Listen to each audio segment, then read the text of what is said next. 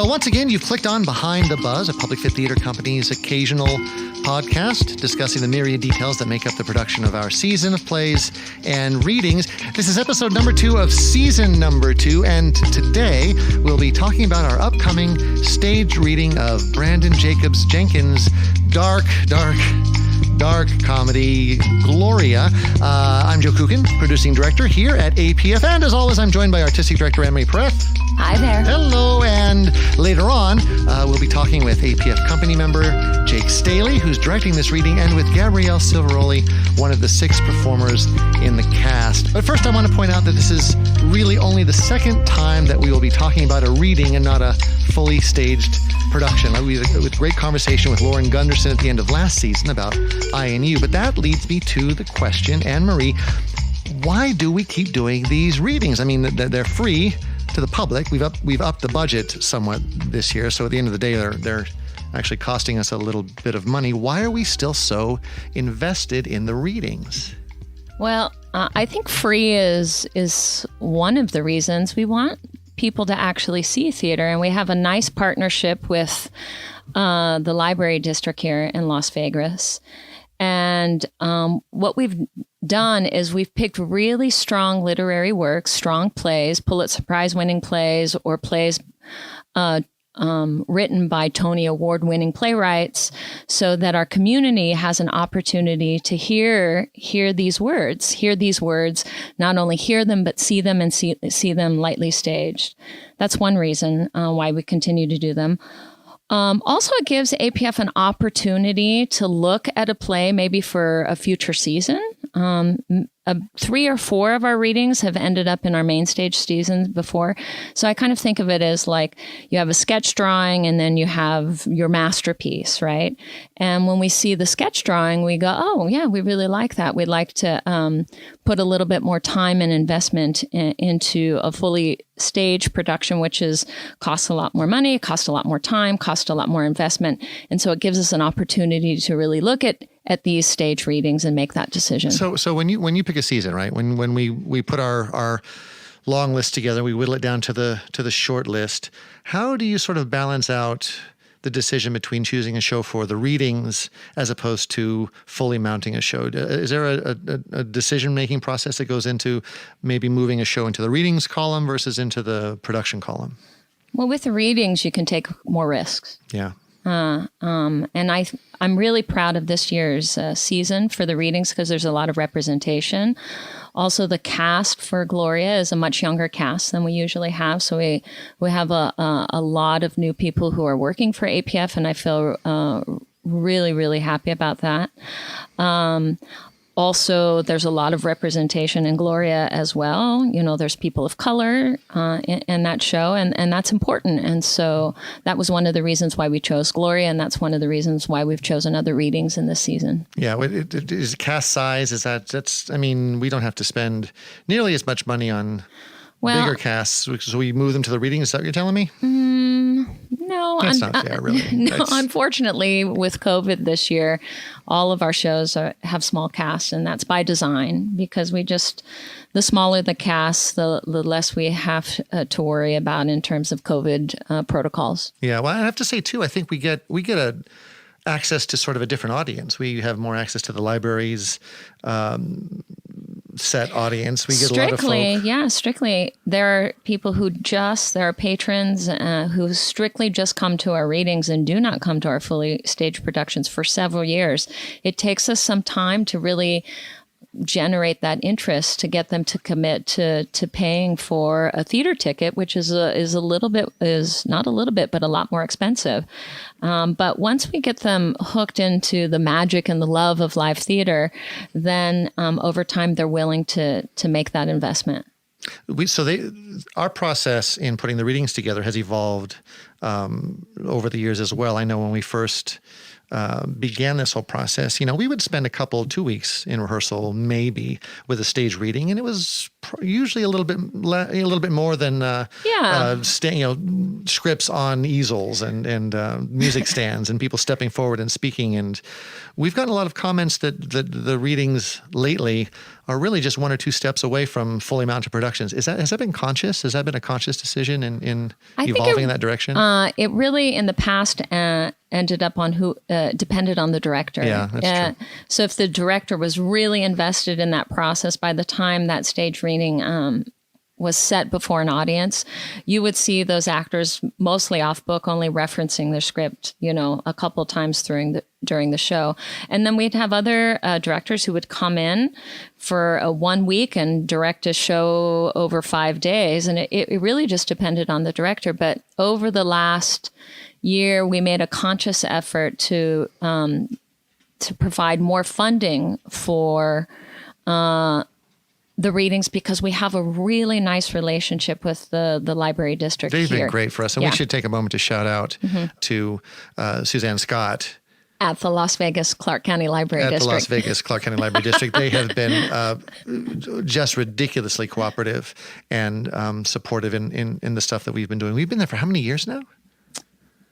I would say 5. 5 years, I 5 think, years, out there. And they've moved us this season from, we are in the Jewel Box, which is their smaller black box space, a great space, but it was a little bit limited. We were stuck with 200 people. And for the 4 of the last 5 years, we were filling that place to the brim, literally. They've moved us into the big space this season for all 4 readings. We're in the larger theater there. Yeah, that space seats 399 people. The Jewel Box seats about 100 people. And because of COVID, and because of our size of our audiences, we've moved into the larger space for both reasons. Well, we've done a couple of things too. We've moved into that space, but we've also extended for 3 of the 4 readings. We've extended performance dates as well. We're not; these used to be just one-offs, and it was catch it if you can, and if you didn't make it, sorry, we'll see you at the next one. This season, we're trying something different. You want to talk about that a little bit?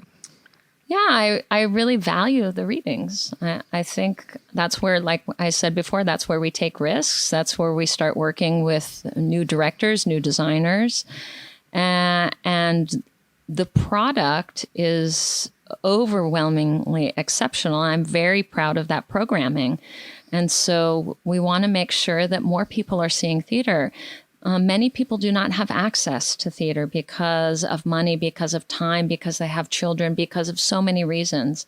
And so we want to give people the opportunity, every opportunity we can, to see theater and cultivate that interest. And so that's why we've moved not from 1 day, but to 2. As long as we're giving shout outs, I want to go back and just give another shout out to Lauren Gunderson, who sparked a lot of these topics with you and I. She was very clear about. Yeah, she told us we have to go and ask the people who are not coming to the theater why they're not coming. Sure. And that we can't just make those decisions ourselves and make assumptions. And that's changed a lot of our scheduling this year. We've added the matinee for the readings, with the exception of Stop Kiss. Scheduling just wouldn't allow that. But all the other readings are a Friday night, a Saturday matinee. But we've also changed our production schedule as well. You want to just chat about that real quick? Sure. And when we're in a main stage setting, we have a Friday night performance, a Saturday matinee, a Sunday matinee, and a Monday night performance.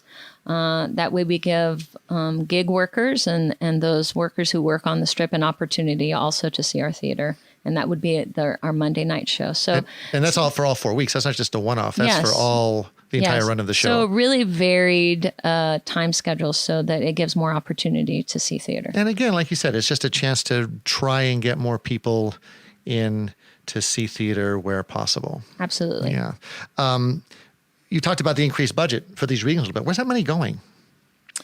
Well, that money's going to the director. It's going to every person on that production team, designers. It's always been one of our mandates at a Public Fit that we want to pay our artists. Right. But in the past, our readings have been voluntary. And so we went to our board of directors and we said, hey, we should follow through with that same idea with our readings. And so even though the budget is much smaller, I'm here to say. Yes, everybody on those teams is getting paid. Well, but we're also adding costume design, which means costumes. We're writing set design, which means sets. Right. I would say that it's not a fully realized costume design or a fully realized set design, but it's like an impression, much like a sketch, right? So there are design meetings, there's concepts at play, but it's not as fully realized as you would see in a main stage production. Well, let's bring Jake and Gaby into the conversation, as long as we're talking about production budgets and design work, because Jake had to go through the same sort of production meetings that we've gone through with our bigger shows, dealing with designers, dealing with images and elements and impressions. So let me just introduce them really quickly. Jake, hey Jake. Hi, that's how you Jake doing? over there. Jake Staley received his BFA in theater and dance. I didn't know that. I didn't know that you had a BFA in theater. Don't talk about that. Don't talk about that. Don't talk about that. So one more time, go ahead. just so that everyone, for those of you at home taking notes, please write this down. Jake Staley received his BFA in theater and dance. Oh no, yeah. At the University of Wyoming. Then he moved to Florida, like you do, to complete his MFA in acting at Florida State University, a solo conservatory for actor training, where he spent some time abroad, actually studying in London with that program, yeah? Correct, yeah. You may have seen him over at Cockroach in Still Dance the Stars, but you certainly saw him here at a public fit in a number of stage readings, but also in Elephant Man, and most recently, Jake was in August Osage County. Hey, Jake. Hey. Gabrielle Silveroli is making her APF debut. Hello. Here with Gloria. She's playing Kendra/Jenna in the play. We'll talk about that slash in a little bit, because I think those slashes are important.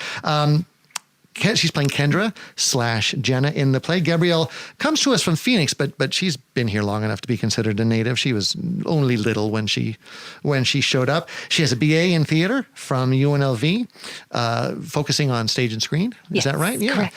You might have seen her over there in Legally Blonde, Julius Caesar, and Love's Labor's Lost, one of the toughest Shakespeare comedies, I think. Yeah, it was a tough one. It's a tough one. And you might have seen her on the strip too. She was in Tony and Tina's Wedding when it was still hanging around. Gaby, can I call you Gaby? Yeah. Gaby, thanks for showing up. Jake, I'm going to start with you. We were talking about increasing the budgets a little bit for the readings, which means you had a little bit more responsibility in dealing with designers and not just the script and actors. So you were in production meetings pretty quickly. Yeah, pretty early on, we were dealing with costumes, sets, and sound primarily, and a builder for the sets. And it's been very exciting. We got planning early, and we've had continual meetings as the weeks go by, usually a weekly check-in to see where we're at, getting things scheduled, and it's been some upkeep, and that's been exciting. It's been a bit of a learning curve for me too, because let me ask you about that. Yeah, you've been in. I interrupted you, but I'm going to ask you anyway. You've been involved in a couple of productions with Anne-Marie and me, and I'm wondering if our process has informed you at all, or whether you've thrown all that aside and just jumped in with both feet with your own sense of what it is you want to do, or whether you brought some stuff from the dance program at Wyoming. It's mainly the dance program. It hasn't been beneficial until now. It's finally paying off. I hope you saved those jazz slippers, I assume. It's just moving out of the way. No, actually, there is a little bit of that. Obviously, I've been involved with a couple different theater companies in town, and when I got involved with a public fit, and we had these meetings, whether it was in your guys' living room, set up with these Zoom meetings pre-COVID, for Elephant Man, I think was the first time I went, oh, this is serious. This is a legitimate process. You want to talk about it a little bit? Yeah, it's essentially, I mean, you guys have done, however many months worth of work before, and the actors are brought in kind of day one, if not day one, definitely day 2 or 3, to sit down and watch all of these designers present their finished designs, and the actors go, okay, this is the world we're stepping into. And you feel there's a sense of, okay, this is a step above. We got to up our game as actors. That's how I felt both times. I went, oh, this is serious. Let's go. That's good. And it's very good. It's a great way to get people together and have a single vision and a single determined goal to be reached. So that to be given that opportunity, especially because this is, did you do it for past readings? And maybe I wasn't a part of it, but this idea of like design meetings and I was like, okay, we're going to do this and I'll have a vision. And the designers have been lovely to just go, okay, I can see that vision. Let me take those ideas that you're presenting and work with them and then present you back what I feel like you've given me and we can come up with together. I'm glad you say that because you're actually the guinea pig for this process. You are the first in terms of readings. As Anne-Marie was saying earlier, this is the sort of first time we're playing with this experiment of upping the budget a little bit, bringing in the designers, forcing you guys to have these design meetings, which forced you to come up with images and ideas. No, I wanted to. That's what I'm saying. No, I totally did. Like I knew what the goal to be reached was, but it's very important to do those things. So it can bring everyone together and you're not, as Anne-Marie put it to me at one point before we even got started, it's not a rock soup anymore. It's not, okay, you bring this, you bring this, you bring this. It's we've got the ability to make this elevated. So we're doing that. So Gaby, I'm going to jump to you really quick. Does that resonate? Did that make any impact on the rehearsal process for you? Do you think? I think so. I think especially once we got Kendra and she is responsible for doing costumes. I mean, once we were able to see like concept wise, like that sort of thing. And then even just the way that the set was set up, I think it does make a difference to get us all on the same page and just to get us focused. And it was also, at least for me anyway, in my character, just seeing the sort of costumes that she wanted us in, being like, okay, I have envisioned this in that sort of correct way. And we've all been on the same page and working towards that same goal. So yeah, for sure. Well, I think just from my perspective, it feels good knowing that there is a uniform thought in place, and you're not just sort of making shit up as you go along. It's just nice to know like you're a team and you're doing the same thing and you're looking at the same thing, and you don't feel crazy because you know that it's all sort of just confirmed by everybody that we're working on the same thing. Well, and a play like this too. So let's talk about Gloria a little bit. A play like Gloria. For me, Jacobs-Jenkins has really written a very rich, symbolic play in a lot of ways. It comments, I don't know, comments on a lot of things. It's a very layered play. So I think without that sort of prep, you might be a little bit at sea because there's so much there to work with. Gaby, since we just started with you, what was your first reaction to the play? I don't know if you'd read it before you would audition for us. Of course I did. Yeah, good, well done. I did my actor work. I read. Actors should read plays. My first impression, that plot twist, I don't want to give anything away, but I mean, right after that first act, just being like, holy cow, this is a lot different than I thought it was going to be. And fully understanding that this was a play that had something to say. And then there is, spoilers or no spoilers, there is a pretty big event that happens right at the end of Act 1 that really sort of shapes the rest of the play. But it doesn't, it's a surprise, but kind of, because the beginning of the play hints at it. Doesn't actually, throughout Act 1, there's plenty of hints, and there's a thing right now that I'm dealing with where I'm like, do I want to play that or do I want to underplay that? And how much of the hand are we going to give away here? What's going to make your decision for you? Seeing a few more runs, I think. Going, is this too on the nose? Right now, I'm in the process of kind of pulling back from it to go. I want it to be more of a surprise. What was your reaction when you first read the play? Honestly, I remember being really invested in the first act for the fact that these were, and I've kind of grown out of this idea, but the fact that this was kind of a millennial play. Yeah. And I was like, oh yeah, it's the people up above us. It's those baby boomers and those traditionalists, or sometimes the Gen Xers are keeping us down. And if only we were in charge, everything would be better. Cause there's elements of that, pretty heavy actually from Kendra's character. And yet then when the shift happened, I was like, oh, this is entirely different. This is about something deeper, I feel. And honestly, I think the play then points to the opposite of my point of what I just stated about the generational differences. So it becomes more universal at that point. Yeah, I think it's, and I've grown to look at this play in a way where I'm like, oh yeah, we're all the same. It feels like a very American play, though. To me, it feels like more of a statement of America. And here's where we pause for a second, and I turn to Anne Marie and I ask her to describe to us what the play is about, because she'll be able to do it without spoilers, and she can tell us what Gloria is. Tell us about that. We've been talking about this play, and no one out there who has read it yet knows what it's about. So give me your elevator pitch, Anne Marie. What is Gloria about? It's about a bunch of awful, ambitious people. That's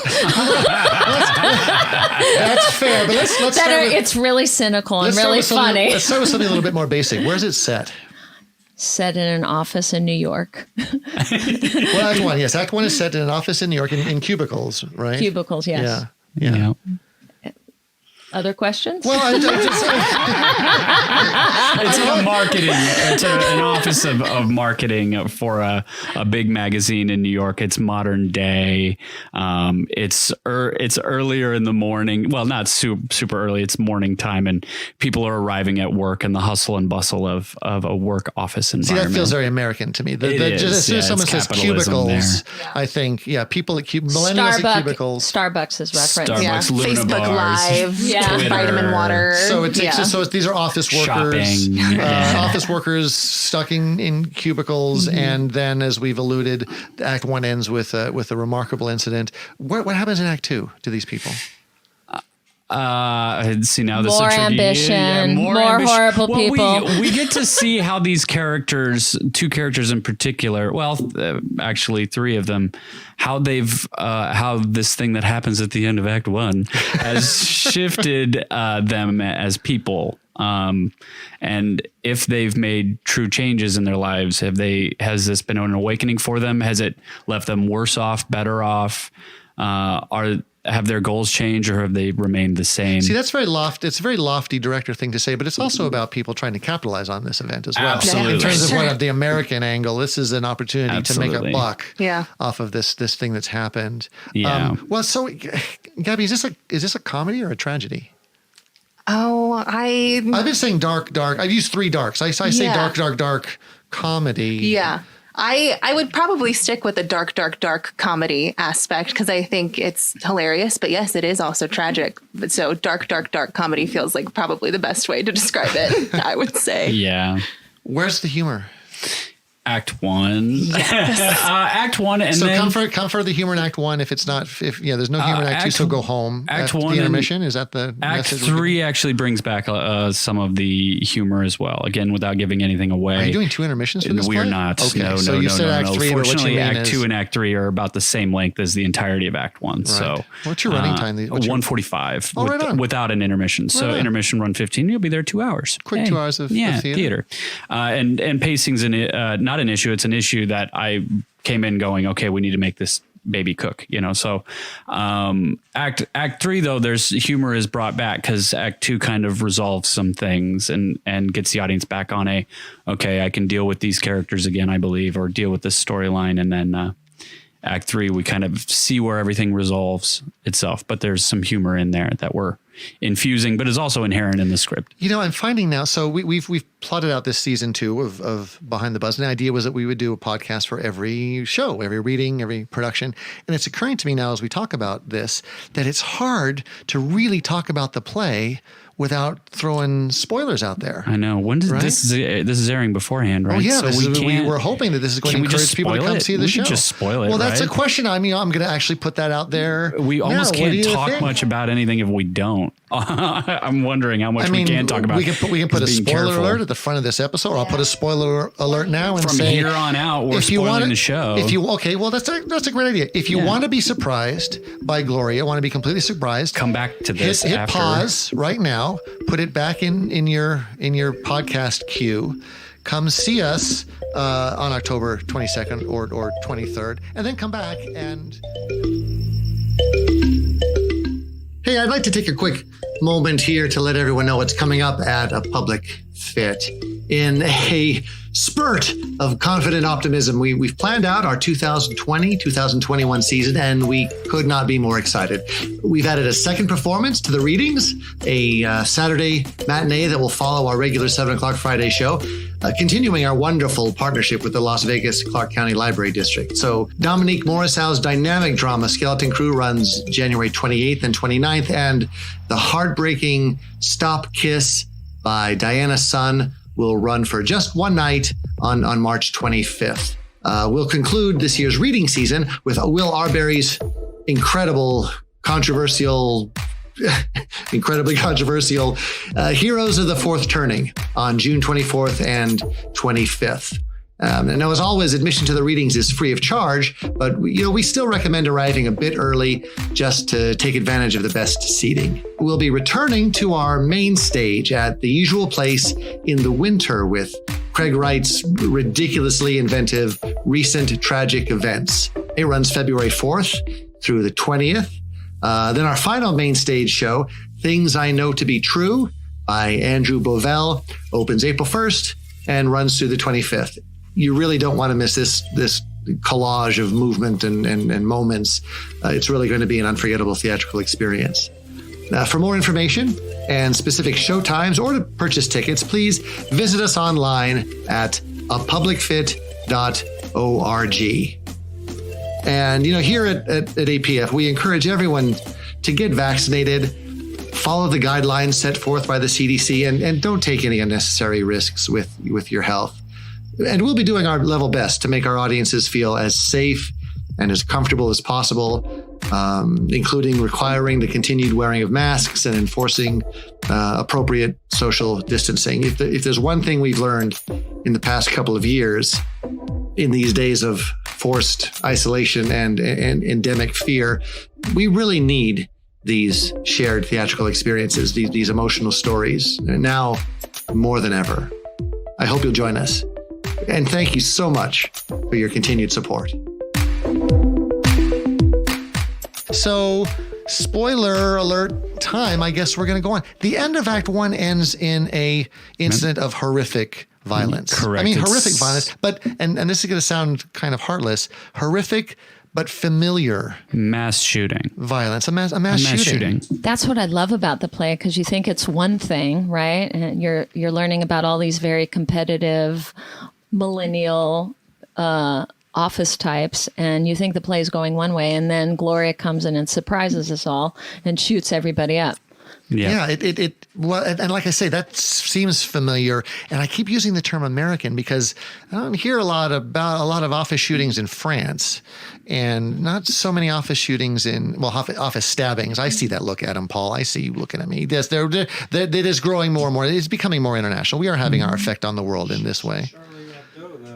Yeah. The comment. Oh, that was stabby. Yeah, I think that was, or was that a machine gun? God, I don't even remember now. I think it was machine. Was it? Yeah. I think there was more than just the office too. Coordinated event. Well, so I've been shown to be wrong, but I will stand by my comment that it is it feels very American. And if it is happening around the world, this is something that we are exporting to the world. I feel this attitude is, and maybe that's just a little angry American of me. Am I wrong? Gaby, what do you think? No, I would agree completely. And I think Kendra even has a line in the show where she talks about every other week there's another tragedy. Yeah. And it's like, we're shooting down everything. And it's almost like, sometimes when I say that line, I almost wonder if she's even affected by all these things she's listing because of how common it is. I mean, because she lists, it's like a doctor's office, a kindergarten, a shopping mall. I mean, all of these things. Yeah, like it's a very American play. And the playwright, I think, has written it especially that way, a commentary on us as a society, as a nation, sort of how desensitized we are to it because it's so familiar to us. Well, it's funny, as audience members maybe the participants in the play don't seem particularly desensitized until they desensitize themselves. They seem to spend a certain amount of time, some characters more than others, and we talked about Act 2, monetizing this incident.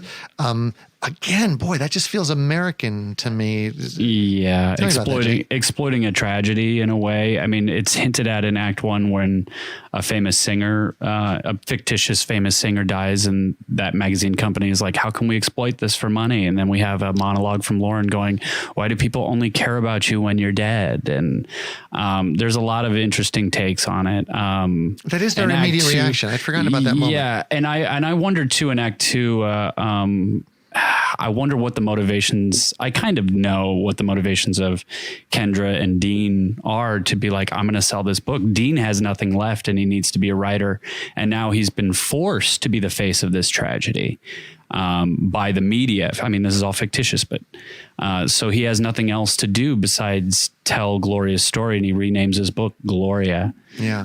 And then Kendra is a little more ambitious in the fact that she wasn't even there at the shooting. She's at Starbucks. But then we've also talked about the idea that would also still be horrifying, because she talks about people were being carted away and I didn't know who was in what body bag and who wasn't. Yeah. And I'm like, yeah, you would just I think it's interesting to talk about too this idea of narrative and whose narrative is it.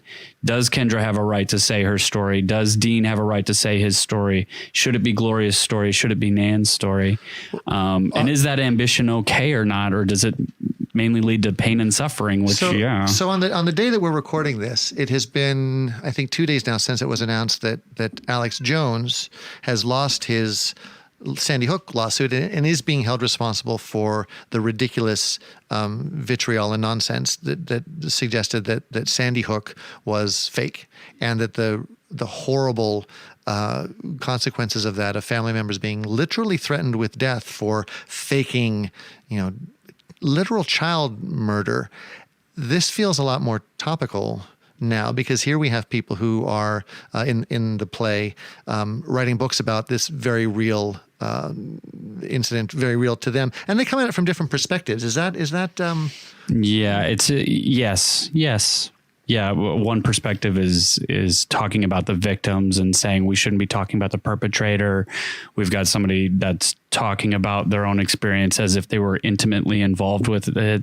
Actually, both, because Kendra talks about it as, well, she has to talk about the victims, and Nan talks about it as if she saw everything, but she was behind a glass window that was fogged up. So she wasn't as affected as Dean. And then the one that is most affected, Dean, can't even get his story out because he's so traumatized by the event. And that's part of my question too, is that we have so many different perspectives. People who were literally there, people who were literally killed, people who were doing the literal killing, but also Kendra, who comes back and witnesses the aftermath. But the public at large, New York had a different reaction. We all had a reaction. I'm bringing up more horrible tragedies. A different reaction to 9/11 when you were in New York or the Bronx than when you were here in Las Vegas. We had a similar reaction, but it was different. And the reaction of sort of people watching these tragedies is also part of the play, I think. Yeah. Sorry, Anne-Marie had something, but I was going to go off on a tangent. I was at your rehearsal the other day, and I'm watching all of your wonderful staging and all of this wonderful characterization that you've created with your actors. And when Gloria comes in, and, I know what happens at the end of the first act, I felt really sorry for her, even though she's the one that kills everybody. And I wonder if that's by design of the play, or is that by design for you? But here she's the murderer, and I feel sorry for her. I think I've been pushing, because I think you can play it a lot of different ways. I've been playing that she is that society at large has pushed her to do this, right? That she is a product of capitalism in a way, which is controversial to say, but maybe not. I don't know. But that she had no other choice, that she was playing the game for so long that eventually she just snaps because of the pressures of being 15 years at a job. No one pays attention to her. She's doing these good acts over and over again for people. And then she throws a party when she finally, which I think is actually the inciting incident, is she saves up her money for 15 years, buys a house, and no one is bothered to go because she's kind of weird. And no one will also fire her because they don't fire anyone, so they give people this false sense of hope. And then, of course, Lauren has this beautiful monologue in Act 3, again, spoilers, talking about how, no, you guys all want to put Gloria in a box. You want to put her, you want to think she was creepy or from Florida, or that she wore red, so that was somehow a symbol. And people are more complex than that. She was really sweet. She knitted for me, and she made these things, and we can't really know why she did what she did. And so trying to figure these people out, it's all subjective from person to person. The thing I love about this play, and it's kind of bleeds over into his other works, is everything's subjective. Everything, he really points to subjectivity of people lying to themselves and then telling themselves they believe what they believe. And everybody has a different point of view, and none of them are exactly on the money. Well, there are also no easy answers. It's not easy. It's very easy to say, well, Gloria is a product of the business environment. It's more than that. Gloria is a product of her own, DNA and upbringing. Well, it's more difficult than that. She's a product of her own personality and her love of cats and knitting. It's more complicated than that as well. Gaby, with that sort of level of complication, sort of in creating characters, is it hard to create these people on stage, being forced just because of the nature of the script to create such complicated characters, or is it a worthwhile challenge? It's a worthwhile challenge for sure, but definitely a challenge. These characters, it's difficult to convey, like, what are they guarding within themselves, right? Because they all are bringing something into the office, like trying to protect something within themselves. So how do you humanize that? How do you make these really complicated, full people that I think we all sort of know some variation of all these characters, right, or have met them or have worked with them? So how do you bring them to life and, celebrate their good qualities while also understanding, like, yeah, they kind of suck. Like a lot of their bad qualities are right at the forefront, but that's not something you can lean on. Otherwise I think it's miserable for the audience that way. Funny. All of my best friends kind of suck. I mean, everyone I know are wonderful people, and they kind of suck in some ways. And I think that's a really important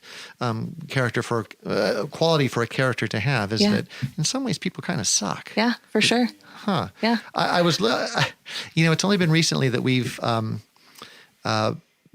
because of the just the way the world is going these days, in the world in which we live in, we've only recently in the last couple seasons put up trigger warnings for things in shows. I've got a pretty big list on this one. Yeah. Violence, gun violence, casual racism.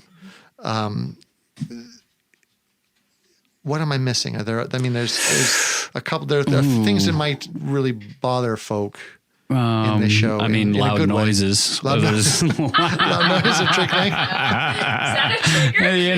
Well, there's going to be shocking loud noises with the gun violence. So there will be loud noises in the show. There's cussing if you don't like cussing. Sure, language. If you don't like aggressive language. There's no homophobia, is there? I don't believe in the script. I'm just scanning any possible thing. I'm like, what are we forgetting? Well, and again, I'm not looking for flaws, to sort of say this is, well, I wouldn't even call them flaws. I'm not looking for things that people should avoid this play because of this list of things. Yeah. I'm just going back to my notion that this really is a commentary on a lot of things. America. Yeah. Again, and I'll go down my list: casual racism, the selfishness of the entrepreneurial spirit, the violence, the grind of the work ethic and being on the treadmill, the impact that media hype has on any sort of social situation or any sort of event. Mm-hmm.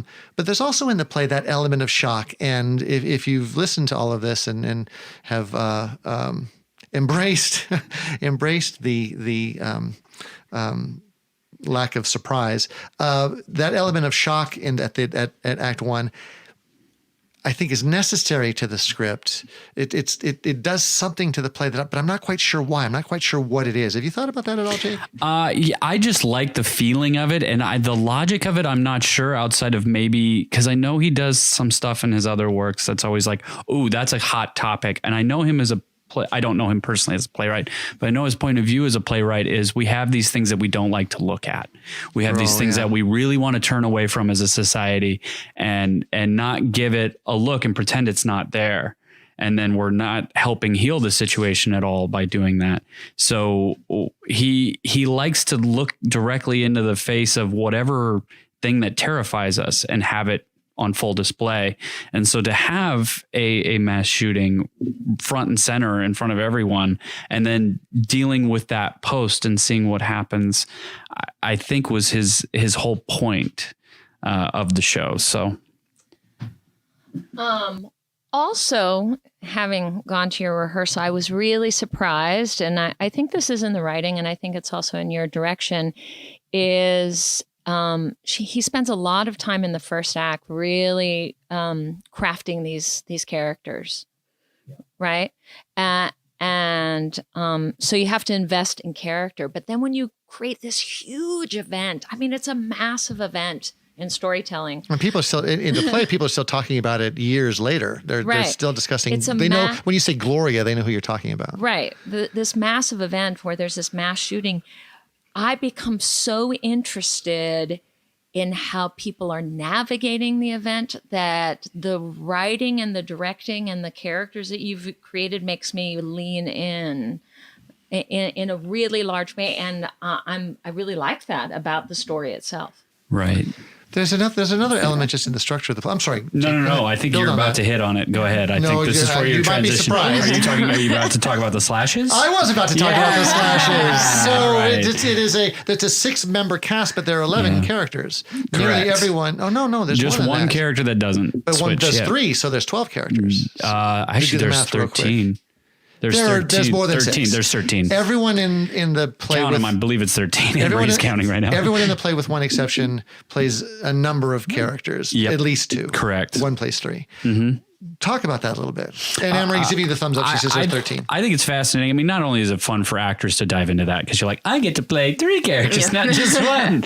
But what it's saying about it, because certain characters will recognize, there's one character that Lauren goes from Act 1 to Act 3 and recognizes the same actor playing different characters from Act 1 to Act 3. And it's like, when he's looking at Callie, he's going, she kind of reminds me of Annie, who, spoiler again, dies at the end of Act 1. Yeah. And I think that's a commentary, at least as far as the play is concerned, is that we've built these structures everywhere. We've built these office environments, and this isn't just an isolated incident, much like the mass shootings aren't an isolated incident. These things happen for a reason, and these people are everywhere. Not the mass shooters, but the environments, the same archetypes of the people pleaser, or the really ambitious person, or the person that's an alcoholic, or the person that's this, that, or the other.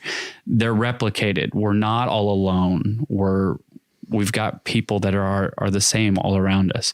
And I think it points to as well, especially with what he has at the end of Act 3, that what we're missing is the connection. I know that's cliche, but we tell ourselves the way the world works, and we seldom go, I need to connect with somebody else and really find out what they think and feel and are experiencing, because my experience is not the same as everybody else's. It is cliche. And I think that that's part of what he's doing too, is that cliche is given a tremendous amount of weight in the play, and it really becomes a focus, whereas sometimes it's sort of an also ran theme in some shows, right? I think that it's sort of really front and center here, and the slashes might have something to do with that. The slashes, I keep saying the slashes. When I say the slashes, I mean... do they not know anything? What the hell are you talking about? What is Joe talking about now? The slashes. The slashes would be that, Gaby, you play Kendra / Jenna, yes. Yeah. And so those 2 characters, that's what we mean when we say the slashes. Gaby plays Kendra / Jenna. Those are 2 very different people. Yes. Similar looking, obviously, because we're not going to put you in a funny hat or put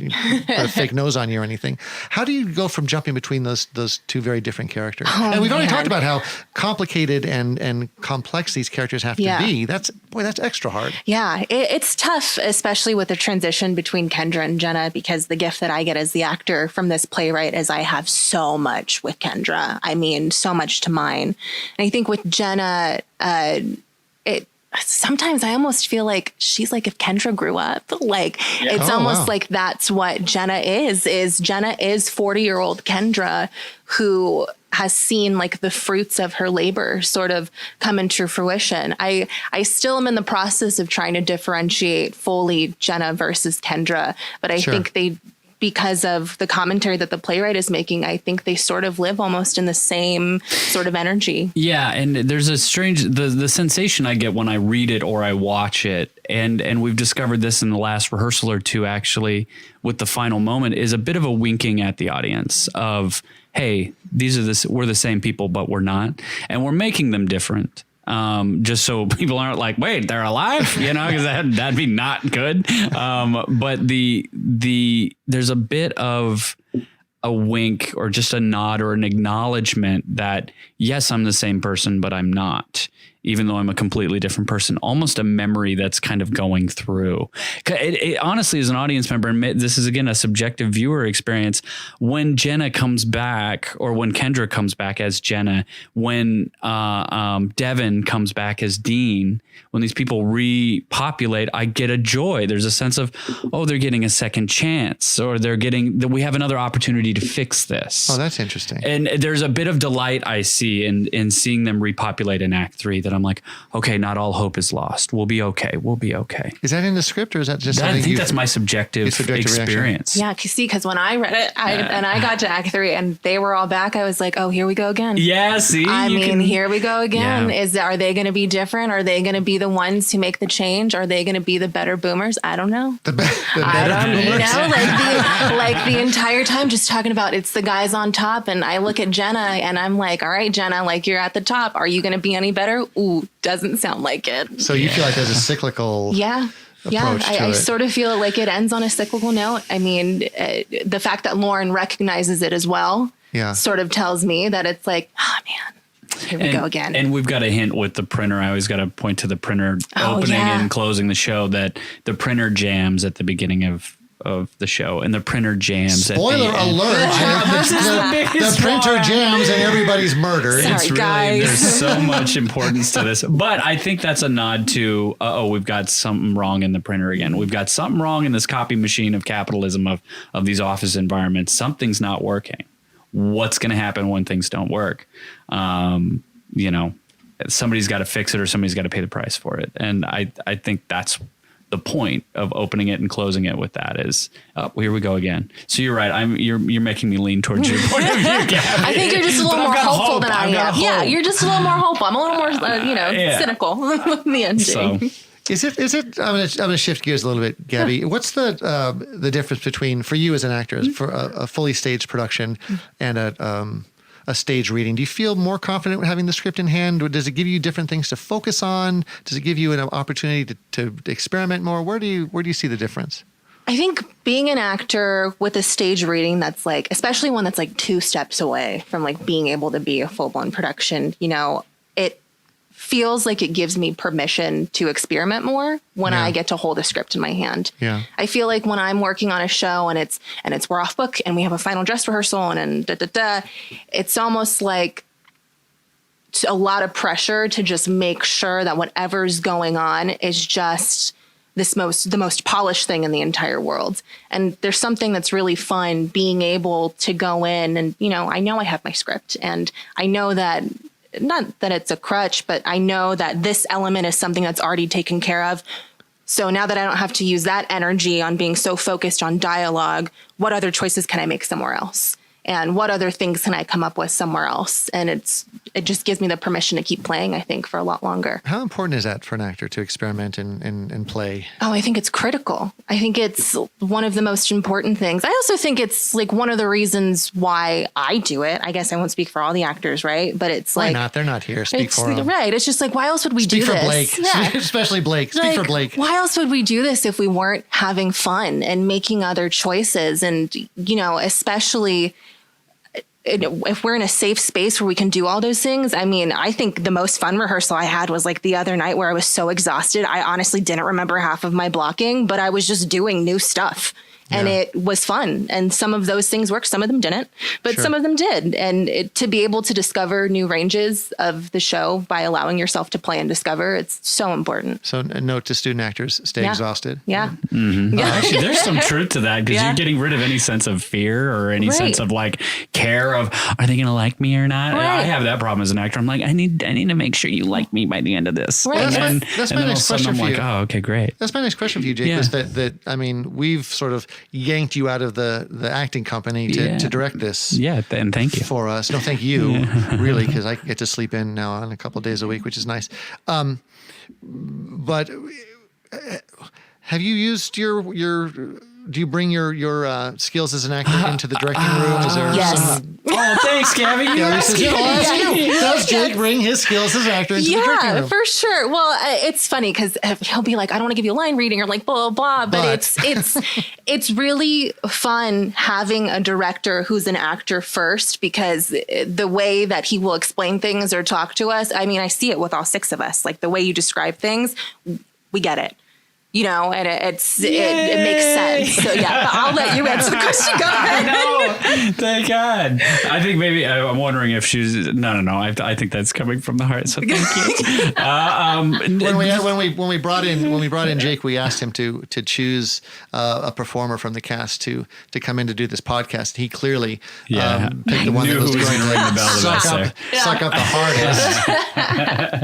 Good pick. So the question was essentially, what am I using as an actor to bring into it? Well, I've just never seen you as a director before. Yeah. And I don't know that you've directed anything in the community. I have. We won't talk about it because it's but I'm not familiar with it. Dark time, man. No, it was fine, but I remember, to be totally candid, I remembered about halfway through when I did do that directing, not too late. This was about 4 or 5. No, this was probably 6 years ago, where I had kind of lost faith with the actors. I could see it in their eyes. I could see the actors going, "I've given up on you," and I was like, "Oh no, I'm losing them." But it was also a tiring process. There was a lot of factors going into that. So there was a little fear and reservation about this process, which I kept to myself. I'm like, no, it's going to be different this time, and I feel like it has been. It's been. I was surprised at how much fun it was right off the bat. I remember coming home a few times and just being, this is a blast. This is a blast. And of course, there's a couple rehearsals where I get a little worried and I'm like, okay, we've got some work to do. Get to the grindstone. But in terms of giving notes, or in terms of, I feel like it's taught me more as an actor than maybe I'm able to like give any. I don't want to say teaching lessons or anything to anybody else. I hope they're picking up stuff that's of use for maybe forever.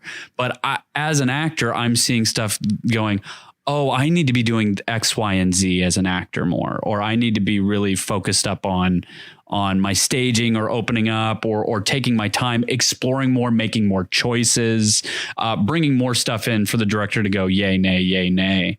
Because personally, as an actor, I come in a lot and I'm like, okay, I did it once, good. Great. That's how I'm going to do it forever. Versus going, all right, we know that works. That door's open. It's a possibility.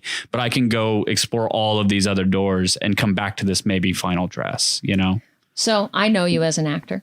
And I know many of the actors who work for a public fit. And there are some actors who work for a public fit who are amazing as actors. But that's the role that they should play, right? Whereas you're very articulate. You are clear when you communicate with people. Also, you're kind. You're not egotistical. You really care about the people that you're working with, and it's about getting them to live on stage. It's not about you, everybody directing attention to you. And that's one of those things that are describing are what make for a really, really, really talented and good director. Why did you choose this play to be part of the season? Why is it, at the very beginning of this podcast, we talked about the humanity of the shows that we were choosing, and the inclusion, and the fact that there were a number of people of color in this show, and we just felt like a bigger range. But this show specifically it's a very dark, specific show. So when we were reading the plays over Zoom during COVID and we were all locked down, everybody on the team loved this play. They were like, they loved the cynicism and the darkness and the humor, and a public fic does a lot of dark plays, and not all of them have that element of humor in them. And even though it may not be, my cup of tea, right? I saw that everybody else was loving it, and I was like, okay, we have to put this type of story into our season. And like I said before, there's representation, there's young people, we're reaching a larger audience, and the writing is just really, really good. It's so good. Yeah, it really is. high quality. Yeah, I remember I read as Dean, I think, for when we did it over Zoom. I think, didn't I? I did. Yeah, I'm totally remembering this right, and I'm not inserting this fabricated memory into my own brain. And I remember being like, oh, this line's coming up, and reading it beforehand and going, I was so shocked by the end of Act 1. But I also thought the language was so accessible. Like, this was a line approaching that I want to say this so bad because it's just so clearly modern. It's so clearly modern. I don't have to search for the subtext of what this line means. Even though there is subtext to it, but it's so very clear, at least to me when I read it, and at least for the character of Dean. Some of the others, you have to mind for it because these characters are different. But I just want to remind everybody out there that when we keep talking about the Zoom readings, when COVID first happened, we had to cancel our season. And literally the second day of rehearsal for Sense and Sensibility, we pulled the plug. And I think I speak for Anne-Marie when I say we thought we were going to be down for 2 months and then hop back up again, put that show back up and finish up. And here we are, almost 2 years later. So we spent our time as a company at a public fit. We did not want to just shut down completely, and we read plays together as a group over Zoom, often with just a group of readers, but frequently as well. We had a couple of people who would just sit in to listen, and then we would, like we do, we would buzz about it afterwards. We talk about everything we do, and we spent a lot of time talking about this play when we did it. We read over the course of the first lockdown about 45 plays. We have a pretty rich now understanding of a lot of modern shows. We read a lot of plays, so that's what we're talking about when we talk about Zoom. And so what are we talked about the play, and I'm going to start with Jake, you on this, and then we're going to pull you in, Gaby. I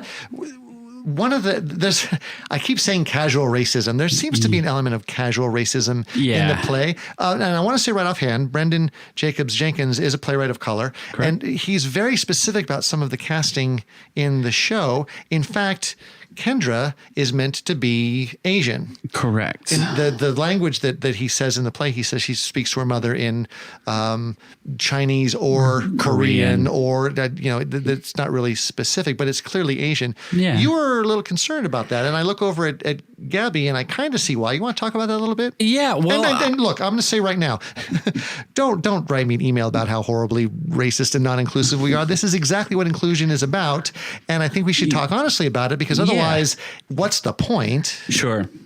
I think it was, to be fair, I've always had a little bit of worry around offending anyone, especially in today's culture. That offends me, actually. I know. See, I'm okay offending you, oddly enough. That's fair. That's no, fair. It's strange because I'm like, is this right or is it not? And there's a lot of things that people are ignorant to or just don't know.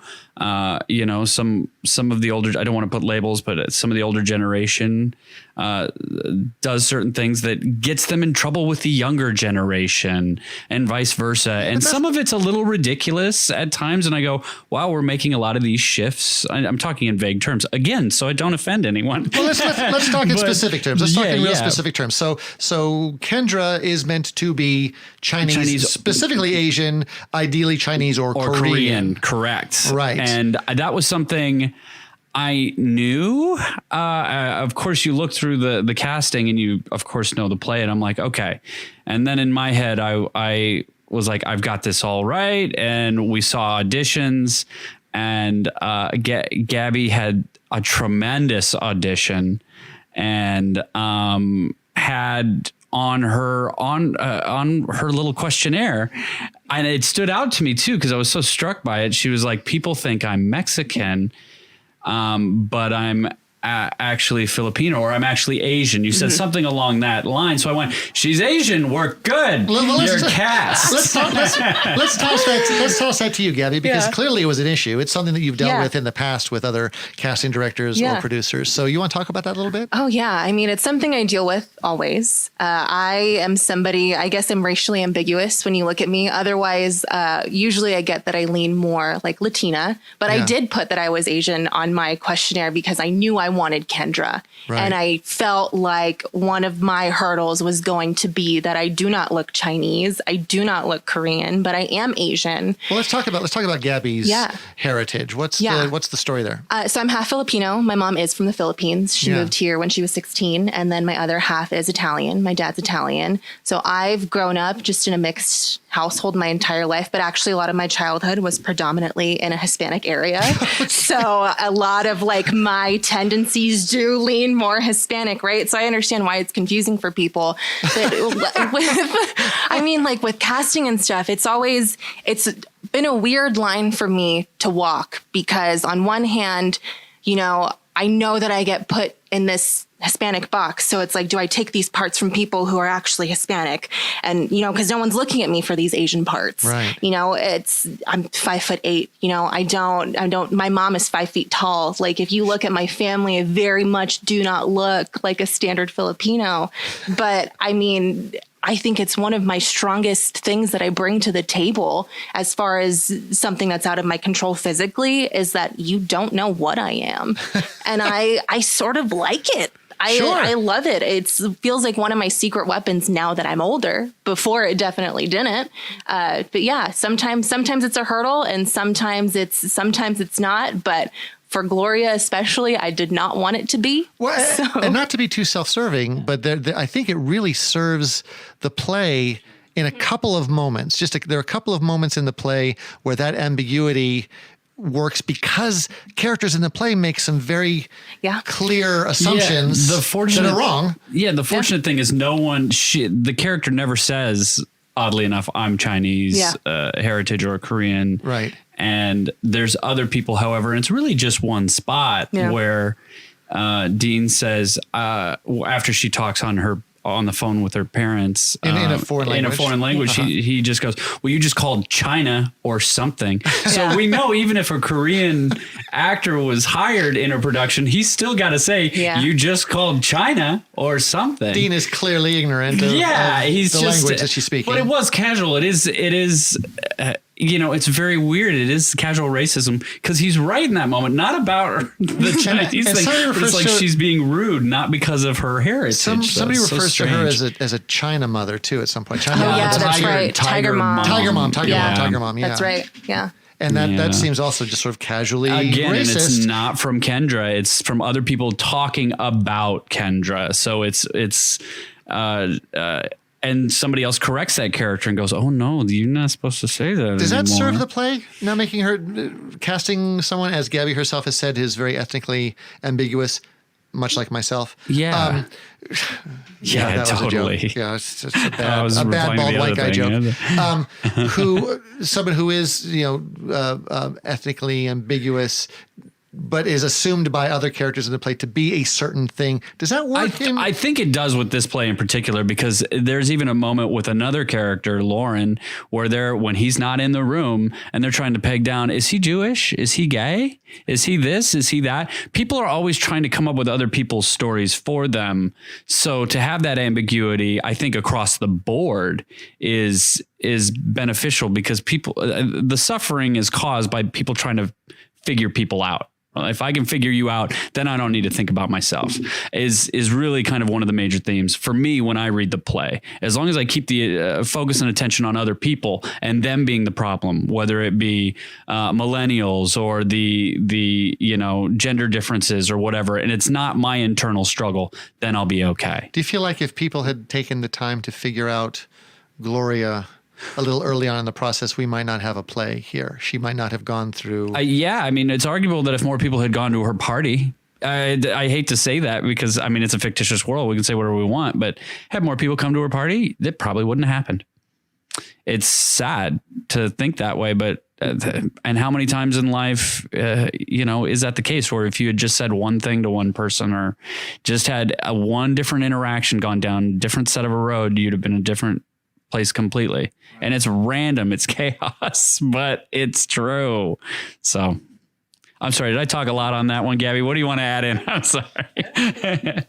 I don't think I have anything else to add other than, I'm glad we looked past the Filipino thing. That's really cool. I'm also glad that I get to speak Tagalog. That was something that was important to me when I saw that written in the play that they wanted the character to talk on the phone, either in Chinese or Korean, it was important to me that I was able to speak Tagalog. And, it's dialogue that I'm getting straight from my mom. So like that part of it is cool too. She doesn't get a playwright credit. Sorry. Yeah. But like just to be able, to have that. And because I know that some people don't even know like what a Filipino is. I used to have a boss that said she did not meet a Filipino person until 10 years ago. And I was like, it's who I am. So, but yeah. Well, I'll just say that our declared position at a Public Fit is that we cast the best actors for the best roles, and when they show up, we cast them. So that's part of how that landed it as well. We got really lucky on this one. And I think that's it for this episode of Behind the Buzz, APF's continuing conversation about the work that we do. This was Season 2, Episode 2, and I want to thank Jake Staley and Gabrielle Silveroli for joining us today to talk about Gloria by Branden Jacobs-Jenkins. If you enjoy these conversations, well, I assume you've already subscribed. I mean, why wouldn't you?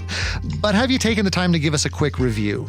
Your feedback not only allows us to improve upon the podcast, it also helps other listeners across the web discover these discussions and join the APF conversation. You can contact us directly through the old email by writing us at behindthebuzz@apublicfit.org. And you can visit us online there as well, apublicfit.org. We love to hear from you. And frankly, talking about the work is really one of the favorite things that we do here. Behind the Buzz is a product of a Public Fit Theater company. It is mixed and edited by Diane Walton and is produced in association with Giant Leap Industries, Adam Paul Director / Demigorgon.